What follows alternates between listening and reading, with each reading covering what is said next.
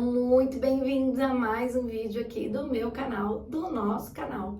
Se você ainda não me conhece, eu me chamo Camila Amorim e aqui nós falamos sobre restauração de vidas e, consecutivamente, sobre restauração de casamentos. Se você ainda não é inscrito por aqui, eu te convido a se inscrever. Eu te convido a vir fazer parte desse grupo de pessoas que ainda acreditam na família. Em tempos onde o casamento virou algo descartável, em tempos onde as pessoas desvalorizam a importância da família, nós que estamos aqui acreditamos que casamento, que família, ainda é um projeto de Deus nessa terra. Foi algo instituído por Ele e é de extrema importância para nós. Passado aí essa semana após Páscoa, né? Que é a morte e ressurreição de Cristo, porque Ele vive, Ele não morreu, Ele vive entre nós. Eu queria falar um pouquinho com vocês sobre uma passagem que está em Mateus 26, no verso 38, mais precisamente, que fala sobre o Getsemane. No 38 diz assim: então lhes disse, a minha alma está cheia de tristeza até a morte. Ficai aqui e velai comigo. Então eu vou parar nesse primeiro versículo, onde quem está falando é Jesus. E Jesus diz, a minha alma está cheia de tristeza.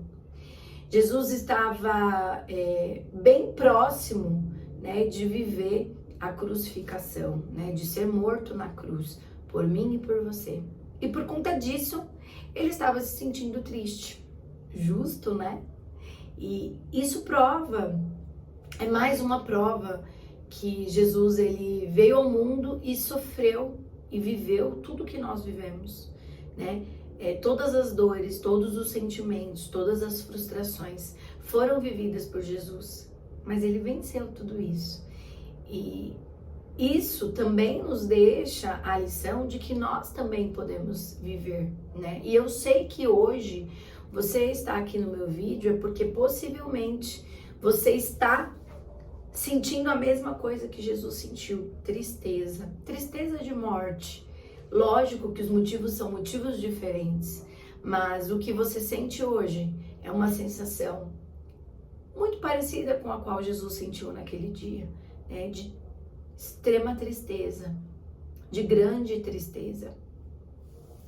E no 39, ele diz assim, e indo um pouco mais para diante, prostrou-se sobre o seu rosto, orando e dizendo, meu Pai, se é possível, passe de mim esse cálice. Todavia, não seja como eu quero, mas como tu queres. Então, Jesus, ele fez o que nós devemos fazer quando estamos em sentimento de tristeza, quando estamos sofrendo, né? Quando há algo fora do nosso controle. Ele se prostrou, né? Prostrou o rosto dele no chão e orou. Então ele nos ensina que diante da dor e do sofrimento, nós devemos nos prostrar e orar. E aí ele vem com a oração dele. Meu Pai, se possível, passe de mim esse cálice, né? Algumas traduções diz afaste de mim esse cálice. É nítido que Jesus não queria. Ele é ser humano como eu e você, então ele não queria sofrer o que ele sofreria, né? O que ele já estava sofrendo e o que viria pela frente, que ele sabia que ainda viria. Então, como ser humano, ele pede para que Deus afaste dele aquele cálice, para que ele não viva aquele processo. Mas logo depois, ele coloca, todavia, não seja como eu quero, mas como tu queres. É lógico que não era o que ele queria. Quem quer morrer na cruz? Quem quer ser crucificado? Quem quer ser morto, humilhado, rejeitado? Quem quer ser exposto daquela maneira? Principalmente por ser inocente, porque Jesus era inocente, né? Então, humanamente, ele não queria viver aquilo. Mas ele sabia que o que Deus tinha para ele, que o que Deus tinha planejado para ele, que o que Deus tinha preparado para ele era muito maior, era muito melhor do que a dor momentânea que ele ia sentir. Óbvio que não seria fácil. Claro que não seria fácil. Mas ele sabia que ele venceria. Porque se Deus o colocou naquela situação, é porque Deus tinha a vitória para ele. No caso dele, a vitória era depois da morte. No caso dele, a vitória era o triunfo dele, né? A glória dele seria após a morte, seria após todo aquele sofrimento. E nós, né? A nossa situação não é nem parecida com a situação de Jesus. A nossa dor é real, o nosso sofrimento é real, mas não chega nem aos pés da dor e do sofrimento de Jesus. E ele fez isso por quê? Por mim e por você. E muitas vezes você, durante o teu processo, no meio do teu processo, você pergunta, por que eu tô fazendo isso? Por alguém que não vale a pena? Ele não tá nem aí pra mim. Ele me maltrata, ele me humilha, ele tá lá vivendo a vida dele, ele tá feliz. Mas Jesus morreu na cruz, por mim e por você. E nós também não somos merecedores disso. Mas Jesus foi o escolhido de Deus para viver isso na terra.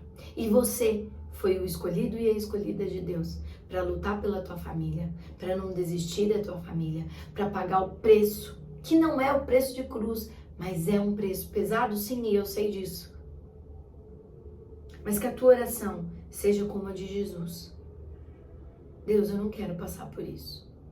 Deus, por favor, acaba com esse sofrimento. Que isso não aconteça, que isso seja interrompido o quanto antes, mas que seja feita a tua vontade. E esse mais que seja feita a tua vontade não pode ser uma oração da boca para fora. Esse mais que seja feita a tua vontade precisa ser algo de coração. Precisa ser algo real para Deus. Quando você entrega e diz, eis-me aqui, viverei o processo, enfrentarei o que eu preciso enfrentar e que seja feita a tua vontade. E quando a gente faz isso, a gente entrega para Ele. E quando a gente dá o controle, o controle é dele, a gente sabe disso. Mas nós precisamos entregar a nossa vida para Ele. Nós precisamos entregar os nossos problemas e as nossas aflições na mão dele, para que Ele faça o que precisa ser feito por mim e por você. E aí, quando a gente faz isso, Ele vem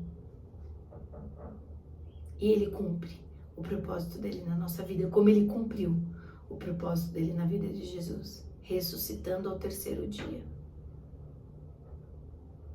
dando honra e dando glória a Ele. Eu vi esses dias um pregador falando, né, que vários deuses aí, né, que são contemplados, que são adorados, são deuses que quando você chega no túmulo tá escrito, né, a data de vida e a data de morte.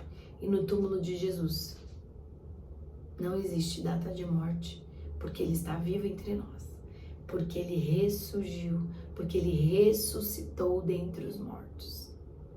E nós somos privilegiadas, porque nós servimos a esse Deus vivo, que venceu a morte, e que veio vencer a morte, que viveu tudo que nós vivemos, para dizer para mim e para você que é possível, que a dor e o sofrimento são necessárias no teu processo, mas que no tempo certo, Deus triunfará e a glória dele se resplandecerá sobre a tua vida, sobre o teu problema.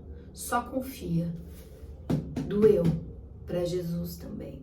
Ele sentiu, tá escrito aqui, mas ele aguentou firme e ele disse para Deus que fosse feita a vontade dele. É só isso que você precisa. Confiar e esperar que Deus faça a vontade dele. Era essa a mensagem que eu tinha para você no dia de hoje. Permaneça com fé.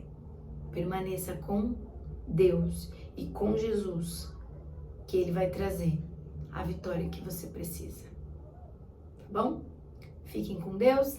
Vou deixar aqui o link do meu e-book para te ajudar nesse processo. 21 dias de uma palavrinha de incentivo, de textos bíblicos para motivar e para ajudar na tua caminhada de fé. Tá bom? Deus abençoe. Fique com Deus. E até um próximo vídeo.